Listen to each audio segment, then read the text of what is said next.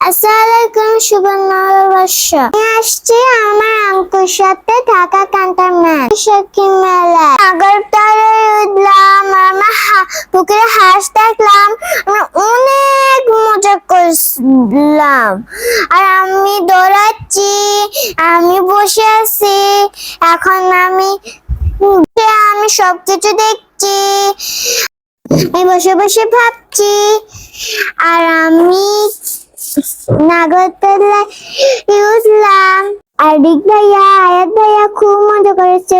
আমি এখন গুদুলির সাথে দৌড়াচ্ছি, আর আমি অনেক দৌড়াইলাম, আমি গুড্ডির সাথে অনেক খেলতেছি, অনেক দৌড়াই, আর আমি অনেক কিছু মজা করছি, আর অনেক দেখছি সব, আর দেখে দেখে যাচ্ছি, আরো মজা করবো করে। আমরা অনেক মেলাতে অনেক মজা করেছি।